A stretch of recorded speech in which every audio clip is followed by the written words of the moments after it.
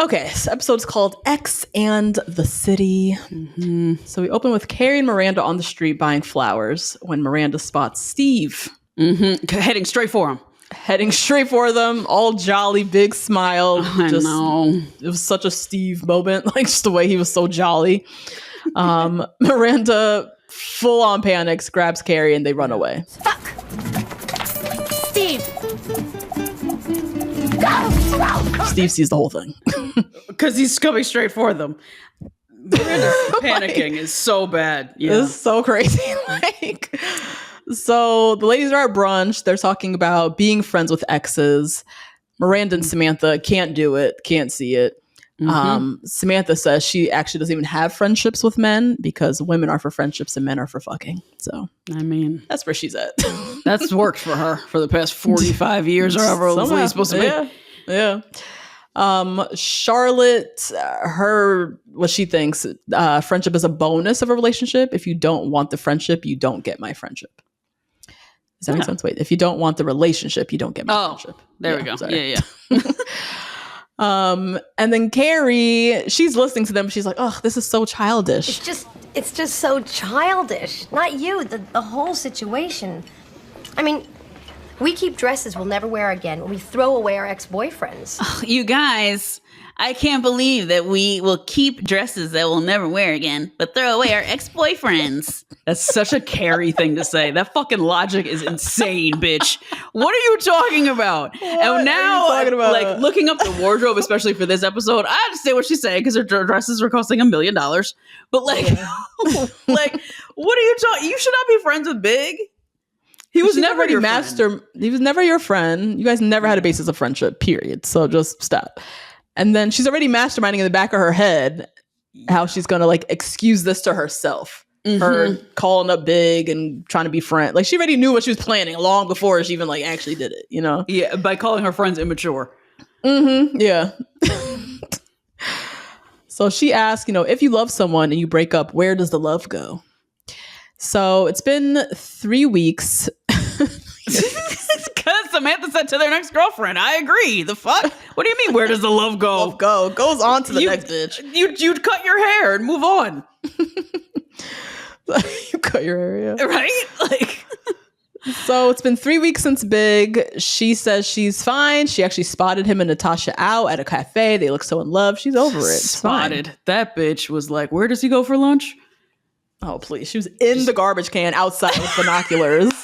Just trash on her. She's like camouflaged in garbage. Like, please. Oh my God. So, of course, her question, can you be friends with an ex? Now, Miranda will do the girl about that. So, Miranda, she dodged Steve in the street. Steve shows up unannounced at her front door. Nuts. Wild, Steve. This was a wild move. He also knew what he was doing. He did. His girl back. He's gonna get her back. Yeah. So he's like, it hurt my feelings. Like, that was really shitty of you, Miranda. I know. God, so cute. You know what? Actor is the best. Like, he plays this role down. Oh my God. Of emotionally stable man in the like late 90s, early 2000s, which was not so even a lovable. thing. He's just so lovable. Yeah. Yeah. Oh God. Ugh. So she gets emotional because she's like, that was really shitty. Like, you don't deserve that. He's so sweet and nice. Like, why did I do that to you? So she's like all emotional, crying about she's a shitty person. She misses him. She wants to call him. She wants to tell him things. And he's like, well, we can be friends. So she basically cancels her Friday date, decides she's going to go get dinner with Steve.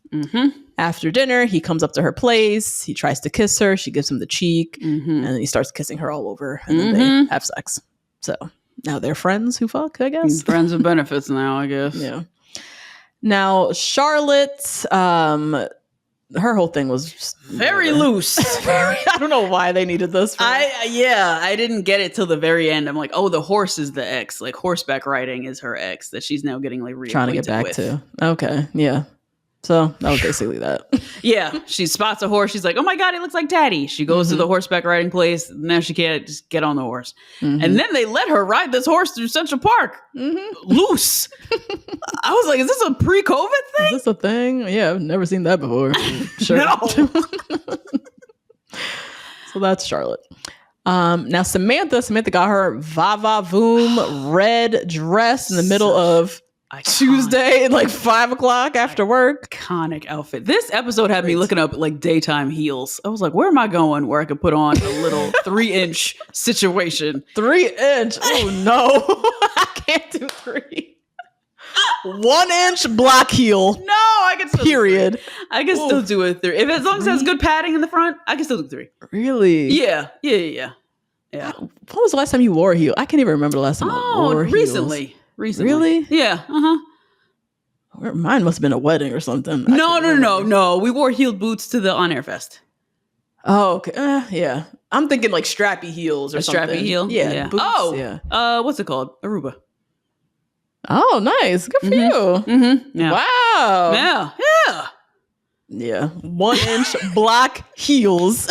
What? You just gotta find good padding in the front. I know. Yeah. I've just given up on heels. I just can't be bothered. I just 1-inch black heels, period. Sorry. Anyway, so she's walking in her little, strutting in her little dress, feeling herself, looking all hot. She walks past this like hot finance bro and they check each other out like so obviously. Yeah. Like looking back and everything. And he comes up to her, tells her she looks amazing, asks her to dinner. It's like the good old days. We talked about this. I don't know if it was on mic or off mic or what, but this particular moment, I was like, does this happen anymore? Oh, no. Really? People don't talk. That's what I've heard from girls who are single out here, out and about. Fuck, man. People do not talk. People do not come up to them and talk. Like, it's very rare. They might see you out. Yeah. Find you online. They might find you on Instagram later. Ew. And then message you. But talking, going up and saying, you look good. Let me get your number. Let's go out for dinner. Drop in the comments if this is happening to you, but I've heard it ain't. Wow. I know. This literally feels like yesteryear when you watch this. But this happened to me while online dating was going on. This absolutely used to happen to me, for sure. Yeah. I would say this died with COVID. Yeah. 2019, that was it. That was last year. Full year that we got this. Oh my God. Yeah. But let me know if I'm wrong. Yeah, maybe. If this is still happening to you or whatever, please drop it down. So he gives her her business card. He gives her his business card. She calls him later. They go for drinks. They end up going back to her place to fuck. And before they get to it, he warns her. He says, I'm very well endowed. And she's like, oh, love it. Let's go. Perfect. And he's like, no, like I'm huge. Yeah. So yeah, he drops his pants. She looks terrified. And later she's strolling with Carrie and I love this leopard on leopard outfit that she had on. Obsessed. And kind of talking about this. She calls it a wall of flesh. Oh my God. So dramatic. I have read about this though. I read about a guy who had an 11-inch penis in Cosmo. Oh my God. Shout out to Cosmo. Shout out to Kristen. Yeah. And he had to find a girl with a big vagina. I mean, that's all. You have to find your match. Somebody can take this. Not a lot of women can, but somebody out there can handle it, I think. Some big lady. Like somebody. She was a big lady. Wife. Okay. And he said that he used to be in the locker room and guys used to play with it and stuff. Like guys were always like enamored by how big his dick is, almost a foot long. It's like freakish. It looks like circus. Like put him on the freak show on the side. Like, you know what I mean? It's definitely wild. Any later, he would have had a TLC show for sure. Yeah. Called My Dick Is Too Big. Oh my God. And seeing him out trying to date and like find somebody. I would watch that. Absolutely watch that. Oh, sharp entertainment. Go get it. Go get it. So yeah, she tries round 2 with this dude. She does 2 yoga classes. She smokes some weed. And he barely puts in the tip. Yeah. And she's like, we have to stop. I can't. Oh my God. That means thickness is crazy too. He gotta go. Yeah, he's gotta go. Wow. And she says, maybe we can be friends. So yeah. So now she's a friend. Now Carrie. This was so frustrating because it's so relatable. This is Carrie looking for this nigga with a flashlight at noon. Yeah. She's searching for him. Been here. And just desperate for a moment, just like give herself an excuse to reach out. It's giving herself an excuse to reach out to him because she's so hurt from their last interaction, but also giving her kind of a moment to like slip back into his life in a really critical way. Yeah. Also trying to justify her own maturity.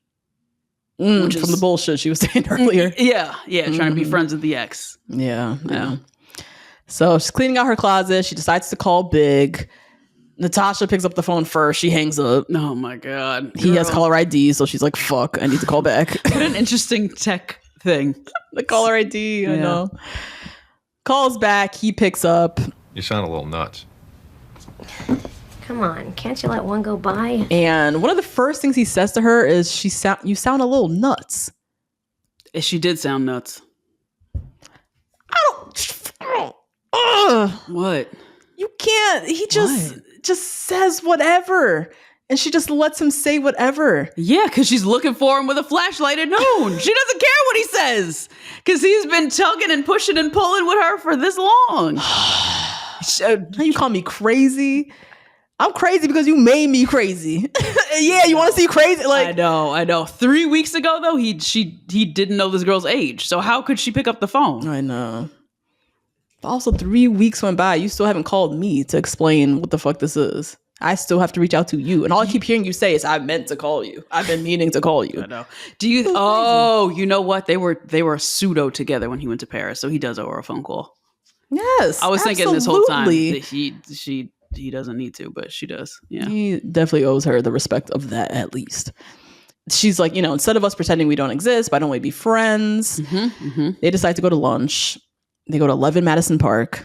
I know that's right. We going to lunch? Yeah. I'm picking the most expensive place in the city. Yeah. And you treat me to a fucking steak lunch. So she meets him. He's like obviously very nervous. He's like tripping over himself, literally. And she had on an iconic dress. Yes. Great little baby pink dress. And a Fendi bag. Rumor has it this pink dress was made by the costume department for her. Oh, wow. Yeah. Yeah. Fit her like a glove. That's true. So they sit. He orders scotch. She orders a Cosmopolitan.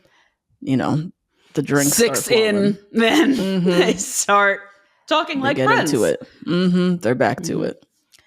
So she's like, all right, let me hear about the girl. And he's very hesitant.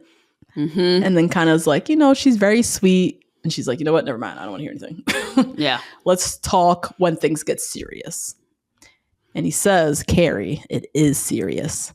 We're engaged. I didn't know how to tell you. Oh my God. But he knew you didn't he know how had to tell me? Which is crazy. Yeah. So obviously gives her the ill setup. Congratulations. You played yourself. She's looking like a damn fool sitting across from this man. They just had a whole lunch together. And he doesn't lead with the fact that he's engaged. He sits through a whole lunch. Yeah. They go, ha ha ha, he, like they're friends, and then tells her he's engaged, knowing that it's going to hurt her. So she goes fucking off on him. How could you be engaged? You told me you never even wanted to get married. You strung me along for 2 years, and then you marry the first 25-year-old that you meet after 2 months. Causes a whole scene, storms out. We see her later. She's off at the stables with Charlotte and says to her about how she was the one that broke Big in. Almost like a shoe. Like she was breaking him in for 2 years, and now he's off with the next bitch who gets to enjoy him. The next week, Big calls Carrie. He's leaving a voicemail. She's listening the whole time. He apologizes and she picks up the phone. Tells him that it was just a shock. She wishes him well. Hopes he and Natasha will be happy. Yep. Now, days or weeks, we don't know, go by. And she gets an invitation to their engagement brunch at the plaza. Oh, that is insane. I don't know whose idea that was. Engagement brunch at the plaza. Who invited Carrie? Plaza and what? That's mean. Yes, Big and Natasha, both of you. That's crazy. Mean. Yeah. Yeah. So she's at drinks with the ladies during brunch, so she doesn't go to the brunch. And she's also wearing white to make sure she doesn't go to the brunch. Oh yeah. Okay. That's what that was. Yeah. And she's at brunch with the ladies. They're talking about it. They make this connection that Carrie's life, what's happening, is literally the movie The Way We Were. Have you seen this movie? I have not. Girl, I was obsessed with this movie in college. You were? So good. Who's in this? Oh my God. I was watching mad clips online. After my the episode. with Barbara Streisand and Robert Redford. Oh, wow. it's so good. It's so good. Like, they don't make movies like this no more. So basically in the movie, I'm gonna do a little side note because I want to get my bag real quick. Yes. So they have Hubble, who is Robert Redford's character. Right. It opens in college, by the way. So it starts in college. And it's like a whole epic love story. You see them from college all the way through. Hubble is like this waspy, rich. He's like the jock, big man on campus. Okay. Like young Republican type, like that type of waspy dude. And Kate is Barbara Streisand's character. She's Jewish. She's like a social justice warrior, activist girl on campus. They're like complete opposites. What year are we in? 80s? Oh no. The movie I think was made in the 60s, I want to say. Oh wow. Okay. But this takes place in college or like in the 30s or 40s. Oh wow. Okay. Got it. Oh no, the movie's from 1973. Okay. So yeah, they're in college. They're like complete opposites. They like are always at odds with each other, but then of course they like fall in love. So you basically see them in college, outside of college. They get together. They end up getting married, and just ups and downs of their relationship. What? Yeah, he becomes like this famous like Hollywood writer, and she is like deep in politics and like social justice things. She's very outspoken. He's living this more like high profile life. This is also during a time in Hollywood where they were like blacklisting people left and right if you were associated with communism at all. Oh, yes. So now he's trying to be big in Hollywood. His wife is like out here in these streets and picket lines, and he's just like, what are we doing? Like, we can't do this. But it's just like they're so meant to be, but they're opposites, and like, oh, it's just so good. And then the ending is so like the ending is like one of the most romantic like rom-dram endings ever, because it's like years later they have like a chance encounter outside of the plaza. They're divorced At this point. Yes. He's remarried. She's remarried. Oh shit. Yeah. Okay. They also have a child together. Yikes. She got pregnant, I think, right when they broke up. Oh, Christ. And it's understood that she went with the kid. She's taking care of the kid, and he went off. And they're right. Both moved on. It's so ridiculous. That part is weird too. They kind of like gloss over the fact that they had a kid together. But it's like, okay. So anyways, outside the plaza, she's there at a picket line, like doing what she's doing, doing some type of protest or whatever, and runs into him and his new wife. And just the vibes of They're still there. The love is still there. The love is so still there. Oh my God.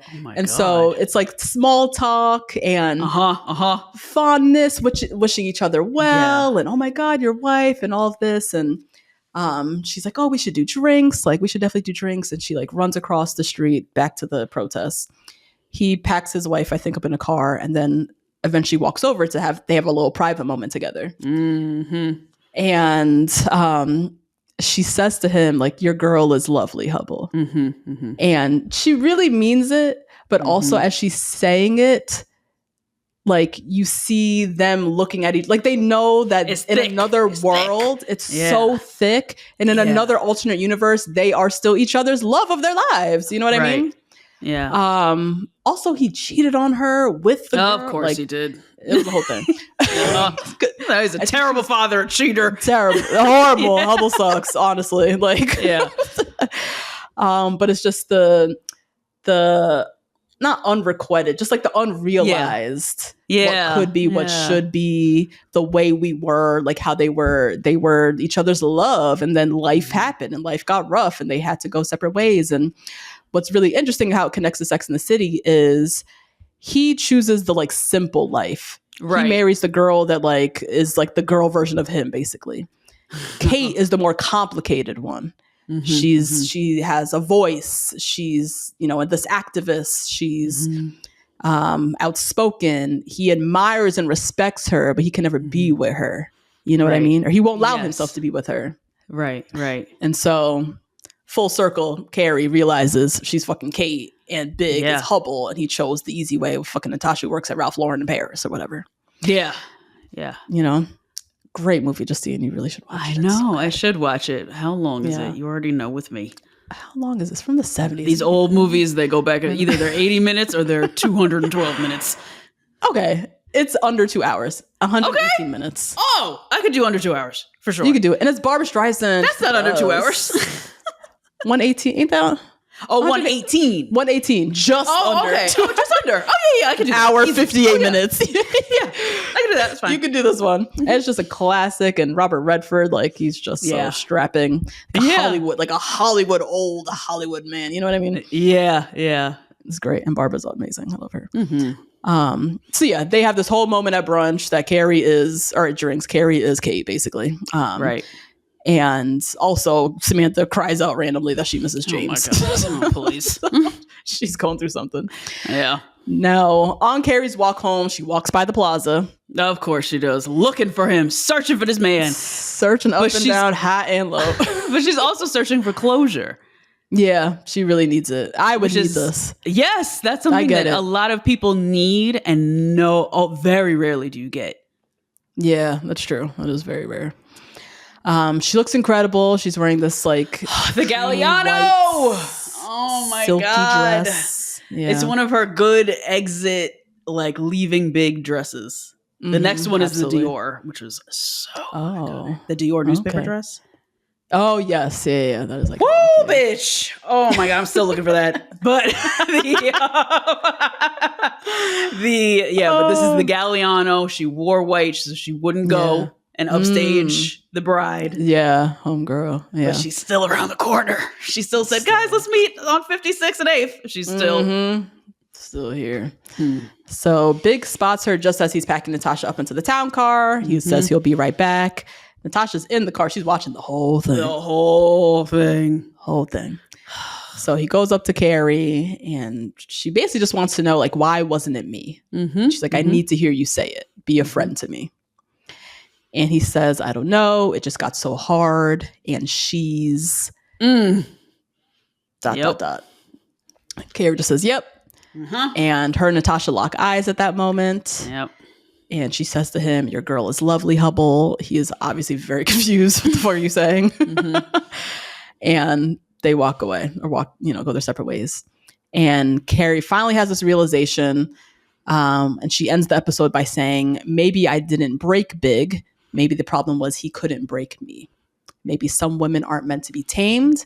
Maybe they need to run free until they find someone just as wild to run with. All right. And that was the episode. Okay, girl. The drama, Carrie. Oh my God, honestly. Okay.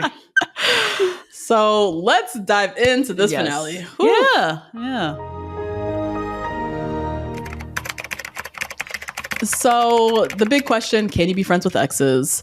I want to start with Samantha, who says, women are for friendships, men are for fucking. I just want to start with the basic question, the underbelly of this question.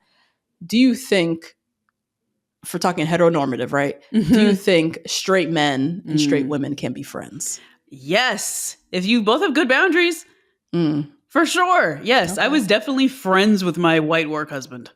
For sure. I was like, when are you going to marry your girlfriend? I was like, team Megan all the time. Yeah.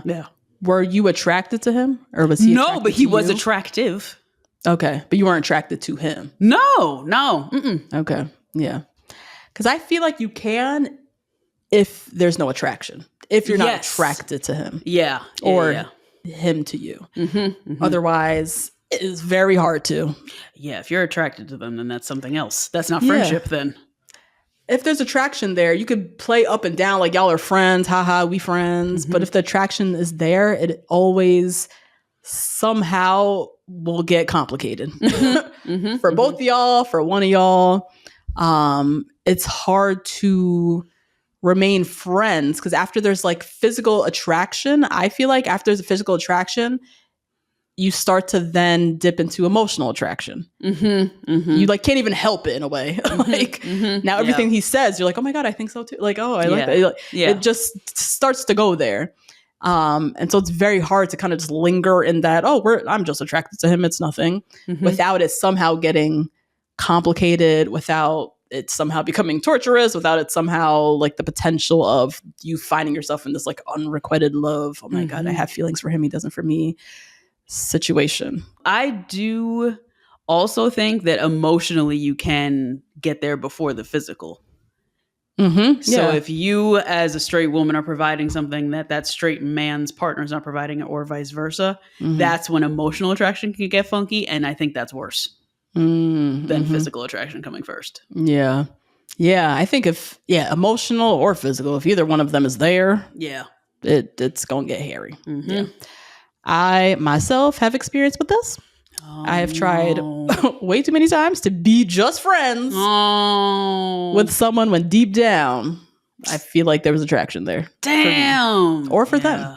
And it ended with one of us or both of us feeling hurt or feeling dumb or feeling it just got complicated real quick.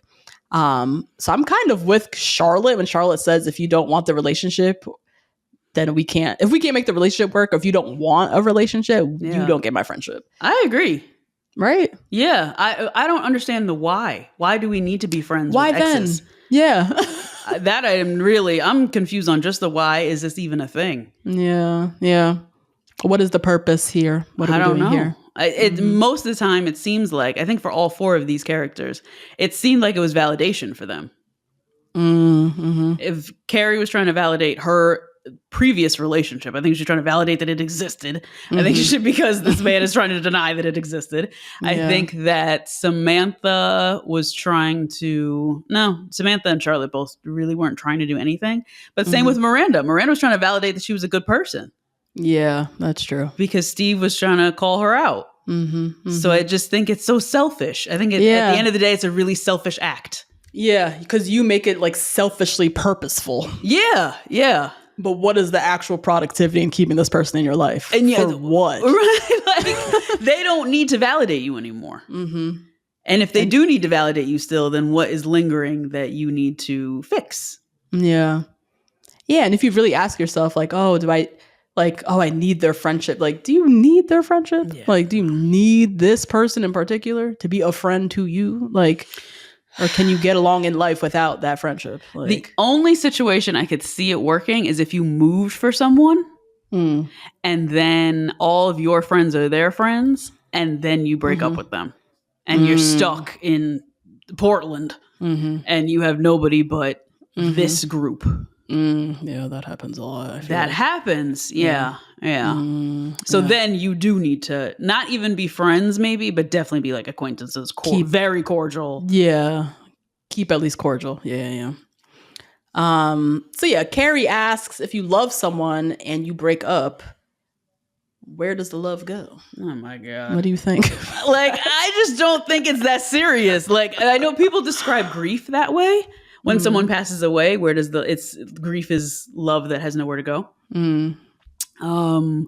Which I think is what Carrie's trying to say with this. But Big did not die. He's walking around with Natasha holding hands. Okay, so either you have to pretend they died, which is my fave, which is very immature, or you have to cut your hair, put your energy towards something else. It's energy. It's just like unused energy that you should probably use to either love yourself or a lot of people go and love somebody else, which could be healthy or unhealthy. Yeah. Not my call. Yeah, I think, it's like reassessing where that energy should go. Also, I think time, you just need a lot of time to pass. Like, that love will go somewhere. You just got to give it a little bit of time. Right? Yeah. You know? I think eventually with time, that love almost morphs in a way. Like, you could have a lot of love for that person, but it's not a romantic, deep love. It becomes like, I have a fondness for this person. I have an adoration. It's like in the way we were. You see the way they're looking at each other. I think they still were in love with each other. Yeah, that's different, I think. There was a lot of love there. They just also did so much life together as well. Yeah. But really what you're seeing is like such a fondness in each other's eyes for each other. And I think that you just have to give time for that love to morph into something else that won't be as hurtful, won't be as hard to feel. Yeah. You know, people say all the time, like, I have a lot of love for them, but I don't love them anymore. I think it's still love. It's just a different kind of love. Yeah. It's less deep, intense entangled in your this vision that you had for them becoming this person to you, and entangling this life together. Yeah. And as you just move on in life and get farther and farther away from that moment, farther away from that vision, I think the love does start to kind of dissipate. I don't think it goes away completely. It just kind of morphs. Yeah. You have me thinking about a great quote that one of my friends said about a toxic work environment that she was in. Oh, okay. And she was giving me work about a toxic work environment that I was in. And she said, you can't carry the people with you. You have to carry the experiences with you and the lessons with you. Yeah. I think this is very similar. I think what you're talking about is you are letting go of the love that you had for this person, the dreams that you had for this person. Those are all not real. So you have love for the experience and the person that they made you. You know? Yeah. Yeah. And that's like the best way to move on, I think. Yes. It's like a deep appreciation.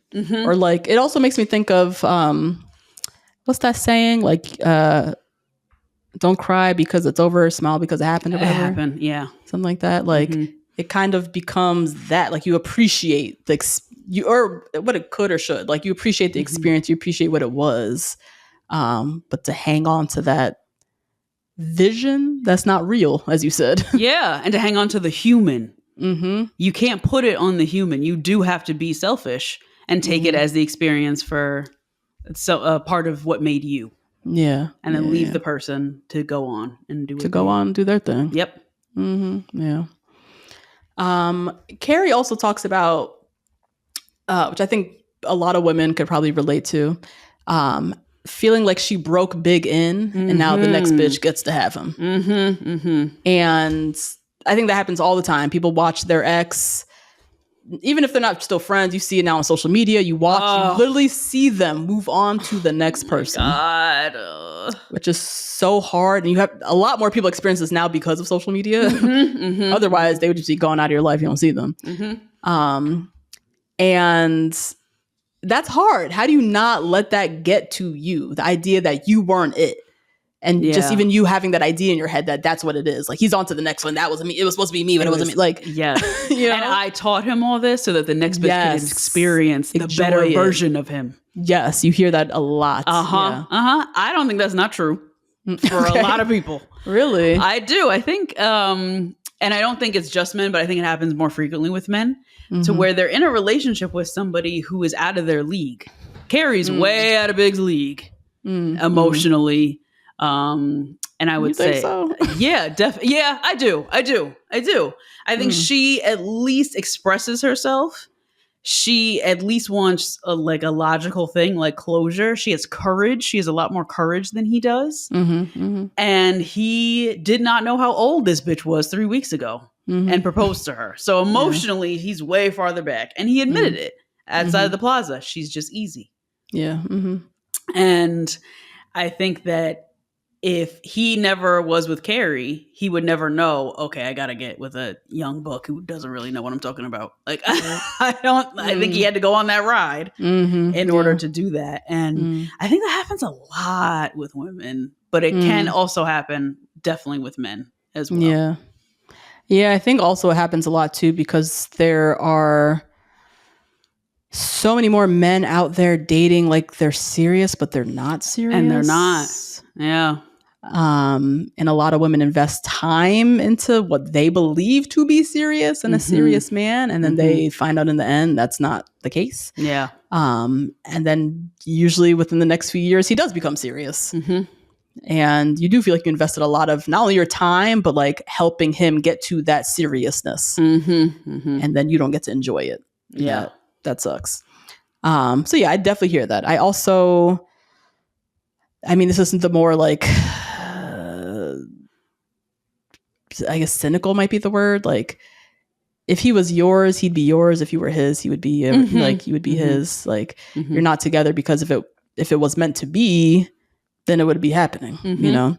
And that just has to be accepted. Like, you can't force it to happen. Your person who is your person feels right. They don't feel forced.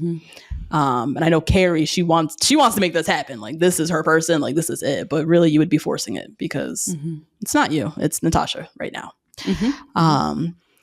And yeah, I also think in relationships, we all help each other grow in some way. We all, even in friendships, not even just romantic relationships, any relationship in your life, we're there in each other's life, sometimes for a season, as people say, reason in a season, for a season to help you become a more improved version of yourself in whatever realm that is. And we can't always have the mindset that like we're being used, particularly in a relationship. Like, this person just used me. If that's the case, we're all using each other. Because we're all in each other's lives, learning and growing from each other. And that's just kind of life in a sense. Like, I don't. No, yeah, I agree. I think to your point, you also don't owe them and they don't owe you commitment. No matter the lessons that you taught them and they taught you. If they are not aligned with you on your timeline, and especially like if they have moved on from, like, I'm thinking about work friends. Like, if they haven't moved on from certain things that have happened at work and you have moved on and you're in another job and you're doing your thing, it doesn't really match up because you guys were like trauma bonded from the job. And like you went through something together and you needed each other at that time, really desperately for a situation where you're there more than your home, you know, but you don't owe them commitment if you've moved on and vice versa. Same thing. Yeah. Yeah. And it's almost useless or unproductive to sit and think, oh, they're getting all my hard work. You know, the next girl, she's getting all my hard work. Yeah. And it's like, think of who you've become through other people, you know, through your relationships with those other people. And now who gets to have this version of you, this better version of you. It's pointless to think like what that was pointless, you know? Yeah. You know, but I think in terms of friendship, that makes total sense. I think when it comes to relationships, with romantic relationships, the person who is left can feel very empty because they poured into that other person's cup, and somebody else gets to enjoy whatever they poured into. And when you feel empty like that, it's very easy to blame the other person. Yeah, and you're not also wrong. Like, no, you know, like them moving on, this guy moving on and getting engaged to literally the next bitch who came around is crazy. So like, she's justified to feel like that's really wrong. Yeah. But you feeling empty, you can pour back into yourself. And you don't learn that when you're without somebody that you were with all the time. And that can be really sad. And you can harp on that for a really long time. Yeah, I think you can. And I think part of the healing is kind of recognizing, I think part of the healing that has to happen, and maybe some of the work that goes into therapy, people who get out of a really bad relationship where they feel so drained or empty and have to do work to kind of like pick themselves back up. Part of that healing is realizing like how that relationship potentially left you better off. Yeah, maybe. Yeah.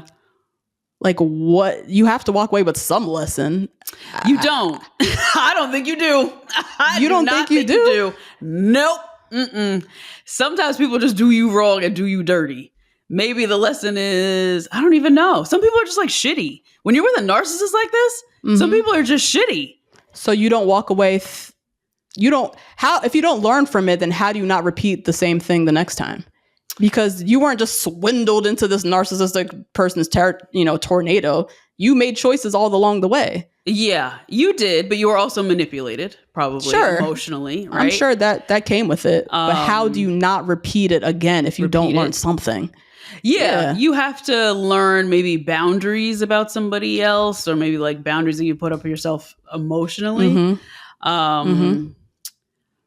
But and I think that's part of the healing, though, is like getting out of that space and getting to a place of like, okay, this is what this taught me. This is how I've bettered from this relationship or this manipulative situation. This is how I've bettered that I'm going to take this and behave differently in the next relationship. Otherwise, if we're not learning, then what? Like, we can't just I don't ascribe to being a victim in every relationship, and all these men are so powerfully manipulating me into some craziness. There's a lot of manipulative ass men out there, but we also have to take accountability and agency for our own decisions in some of those situations we find ourselves in.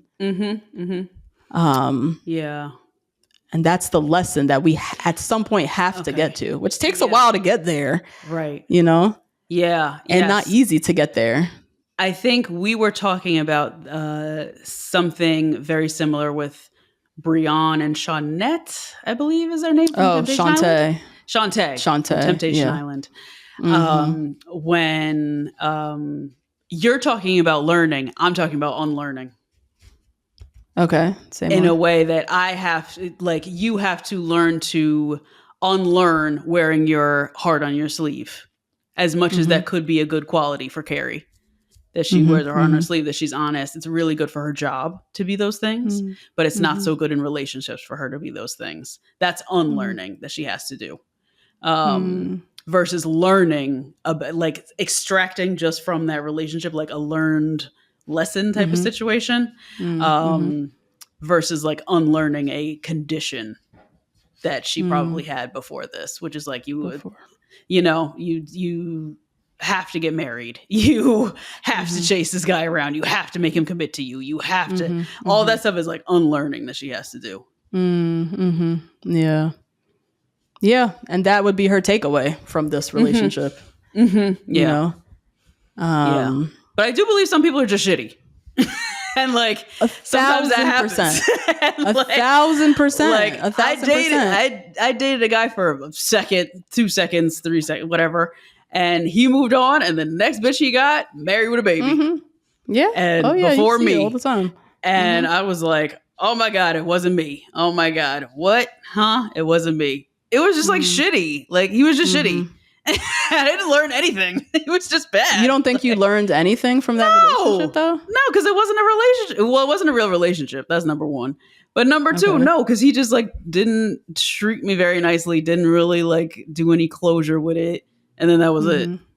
Especially with dating. You put your best foot forward. Sometimes it doesn't work out. Sometimes people are shitty. Sometimes you're shitty. And then you move on.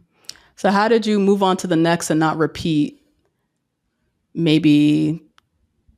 There was nothing to repeat because he's shitty. Like, you know, like. Yeah, but I would think that there was something that you learned in that relationship that you brought with you to the next one. Zilch, it just happened and you just moved on to the next. Like I would think that there had to been. You said it wasn't a relationship; it was more like a situationship. We were talking a lot. Yeah. We were definitely friends first, and we were like in the talking stage for way too long. Way too long. Was that Maybe it? That was it. Maybe. Yeah. I think that's it. Maybe. Yeah. I'm not trying to like psychoanalyze you right now. But I'm just trying to say, like, I think we walk away with something, even from the shittiest of situations. Because if not, then you end up in another situation where you talk too long again. You know. I think we have. That's part of, for me, I think getting out of a shitty fucking relationship. Part of the healing is having to sit and figure out what the fuck am I going to take away from this. This cannot just be in vain, and I'm Boo Boo the Fool. You know what I mean? Yeah. That sucks to then think of yourself like I was just fucking Boo Boo the Fool, and that guy sucked. He was totally manipulative, and I just got caught up in his web. I gotta walk away with something. You gotta have I gotta learn something from this shit. Like, Carrie marches up to Big. Why wasn't it me? Yeah. We often want to know that question. Oh yeah. Yeah. Getting that closure. As you said, we often don't get that closure. We don't know. No, because nobody owes it to you. Sadly. Yeah. Sadly, yeah. Do you think it's even important to know? Oh Like my getting God, that it's so closure? lovely to know. Lovely. Oh, it's so nice to know. So nice to know. And Do we need to know? Is it important to know? no, you don't, because nobody owes it to you. So you really want to have the mental fortitude to move on without it. Yeah. But that leaves a hole in your soul, heart, whatever, for so long. That shit is trash. Like, oh my God. Just not know. Having that kind of love, like Big and Carrie type of love, and having him move on without knowing why is garbage. And that's why she's looking for him in the middle of the day, searching for this man, because she's really searching for that answer. Yeah. Especially with Carrie, too. She saw Natasha. She met her very briefly, and she's like my exact fucking opposite. Yep. What the hell were you doing with me? Even? Yeah. Like, what was missing from me? What does she have? Like, that question's gonna haunt you. You're gonna want to know. I don't know if it's important to know, particularly because if she asks him, which she does, and he didn't say you're too complicated or you're too hard, but that's essentially like what he said. She's easy and it was too hard, or whatever he said. Yeah, it got too hard. Learning from him that she was too complicated. How is that productive in finding the next guy? So now I need to like become less complicated. You're not thinking guy's gonna like me. You're not thinking about the next guy. You're thinking about yourself right now. Why wasn't it me? You're not thinking about the next person at that moment. She's not thinking about moving on. So she's learning this for herself. For closure. To close it. Not to apply close this up later in any way. Yes, because he keeps answering the phone. He invited her to his fucking engagement party. Yeah. He keeps opening that door. So she wants to know, why isn't it me? Because you keep opening this fucking door. Yeah. Yeah, definitely. It makes me feel better that it's just for her. Because in my head, I'm like, what I would not want for Carrie or any friend learning this information, like if you get the privileged moment to have the guy tell you what it was, like to then take what he says and think I need to change myself in some way. He wasn't good for him. It wasn't good enough for him. Maybe that's the reason why I can't find nobody. He was my perfect person and I wasn't even good enough for him. So now he said I'm too this. Let me dim this down. And then maybe the next guy. That would be the dumbest thing to do. Yeah. That's what happens when you don't get closure, I think. Oh, you make it up in your head. You make the assumption. Yeah. Yep. Yeah, I see that. She's making it up. My hair's too curly. I'm too tall. Or I'm too short. My patterns don't match. I don't work around Lauren. She's making it up in her head. When in reality, it's not that complicated. Yeah. This lady don't ask him no questions. His ex-girlfriend calls. She hangs up. Oh, well. She don't have she don't say anything. You want to invite to the engagement party? Sure. What an idiot. God, idiot. So they talk about this simple girl versus complicated girl. Yeah. Natasha versus Carrie. Yeah. Do you think there's any truth to this? Absolutely. 1,000% I think the Hubble analogy is really good. I'm so glad that you had an explainer moment because I think what Hubble saw in, what's her name? The original girl? Kate? Kate, yeah. Kate. What he saw in Kate is a person that he could be that he was afraid to be. And he was like, oh no, I can't be this person. I can't live up to this.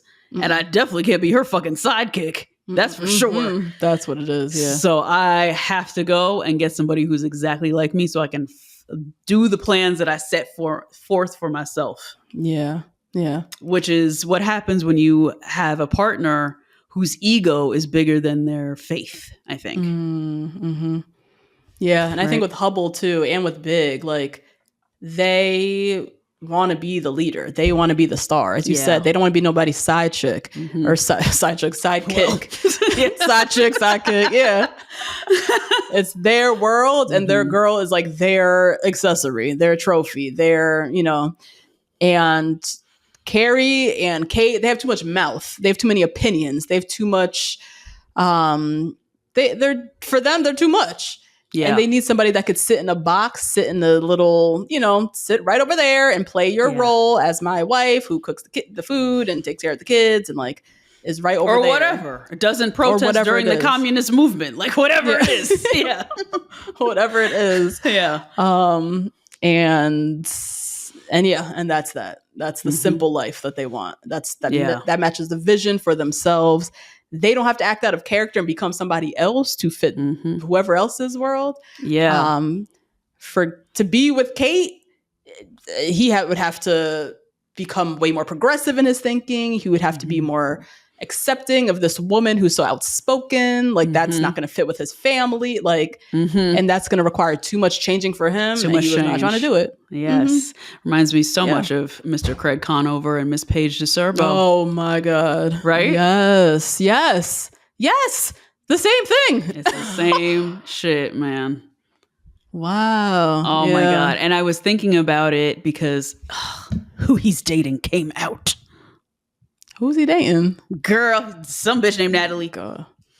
Oh Lord, let me see. And I was, as soon as I saw her, I said, there's not going to be a single video of her speaking. Oh. I know, I can tell, I know this girl. I know this person. We know this influencer very well from covering The Bachelor. This person does not speak. She voices over some sounds on TikTok. She maybe puts some video clips together, but she does not talk ever. And I was right. Really? I haven't heard her voice still. I went all the way back to New Year's. I have not heard that girl's voice at all. Yeah. That girl has no voice. She has no opinions of her own. She just kind of, it's pretty Craig's dresses, world. Mexico, polka dots, blonde hair. Yeah. That's it. Meanwhile, Paige is talking for a living. For a living, sharing her every thought in her head. Yeah. Every progressive, all-girl school, Scorpio-born thought in her head. Yeah. And he cannot deal with that. No, can't do that. No. Can't do that. Yeah. On a much more popular show on the same network. I would imagine. I would imagine Summer House is more popular than Southern Charm. Oh, I think so. I think, even though, I think I have a lot of references to Southern Charm in popular culture. But I think he couldn't be selling merch at that Giggly Squad tour. No, he couldn't see that for himself. Wasn't gonna do it. Nope. He told her you speak, you curse too much and you do too much on the show. I don't know about it. Yeah. He was saying that shit to her. God. Yeah. Craig. Big. I know. All three of you. All three of you. Oh my God. And there's somebody for you. Yeah. Yeah. But stop playing around with these girls that obviously is not going to work. But you don't want this. You don't want this girl who have too much mouth. Yes. That's really what it comes down to. When you look at Carrie, when you look at Kate, Paige, you look at Kate. Yeah. They have a voice and they use it. Yeah. And they know the power of having that voice and using it. And they don't want that. These guys don't want that. Do you think that all three of those guys, I think there's a thread of jealousy of all three of them to these women? Yeah. Do you think so? Yeah. Yeah. I think for sure with Hubble, he really respected and admired her. Wow. I think he fell for her because she was like the most outspoken girl on campus and he wishes he could have done that. He admired the person she was because he knew deep down inside that's kind of a little bit of what he wanted to be, but would disappoint too many people, would go against too many conventions, would be too, I was going to say too much misogyny to sacrifice. to sacrifice. Yeah. And so, definitely. I think he had jealousy for her. And she went for things like with Paige. She has a dream. She goes for it. Yeah. And Craig, his foolishness, God. whatever company he's got going or whatever the hell. Those fucking look at how pillows, man. He made such a stink with going after he made such a thing about going for that brand deal with the oh my God, with this Loverboy type spritzes. drink. Yeah, because that was his moment of him going after it, you know? And everybody needed to know. Like, oh my God, that's so pathetic. it's so pathetic. Like compared to Paige. It's not pathetic in real life, but compared to Paige, who's been getting after it, and then you can't even support her, but now here you go after your whatever Loverboy Part 2 drink that you're trying to go for, and she needs to defend you to the death on this action, you know? But you can't even go sit at her show. Right. You want to be her.